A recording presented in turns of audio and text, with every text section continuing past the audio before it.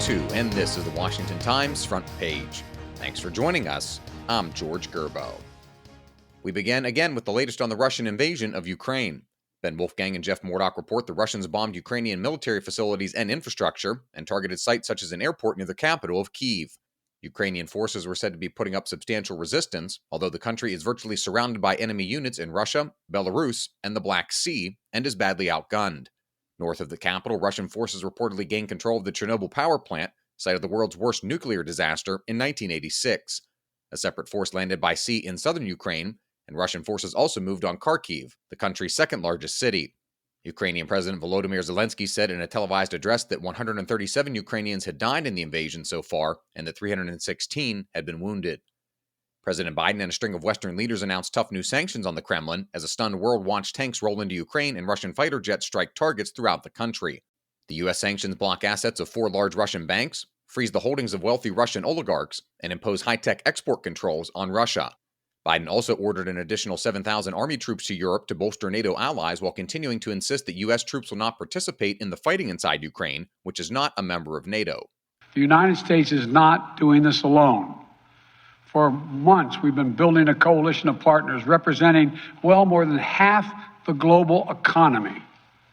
27 members of the European Union, including France, Germany, Italy, as well as the United Kingdom, Canada, Japan, Australia, New Zealand, and many others, to amplify the joint impact of our response.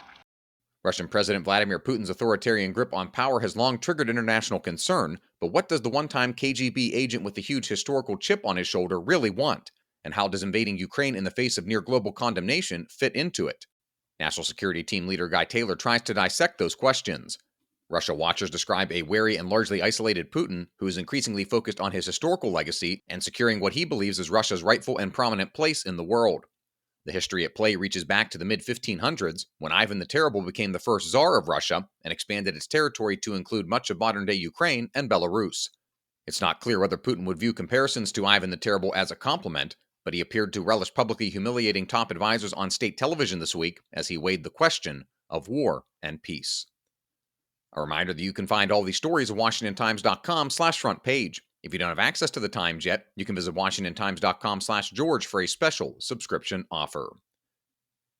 West Virginia Attorney General Patrick Morrisey will be at the Supreme Court on Monday, arguing whether the Environmental Protection Agency has the power to decarbonize the U.S. economy without explicit direction of that power from Congress.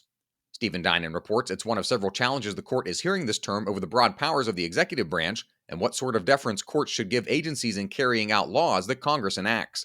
Morrisey contends that Congress should speak on big questions. If the legislative branch hasn't issued explicit goals and instructions, he believes, then the EPA and other federal agencies shouldn't be allowed to take the authority to tackle significant issues, such as climate change. And finally, judicial observers say that former President Trump's appointments to the 9th U.S. Circuit Court of Appeals have made the historically liberal bench more moderate.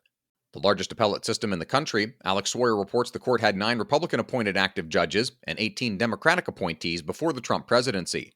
Since then, the 9th Circuit has had 13 Republican and 16 Democratic appointees. The 9th Circuit is the nation's largest appellate system, hearing appeals cases from 9 different states in the western part of the country. Find all of today's front page stories at WashingtonTimes.com/front page or on the Washington Times app, and find us on any major podcast platform. Just search Washington Times in your favorite podcast app.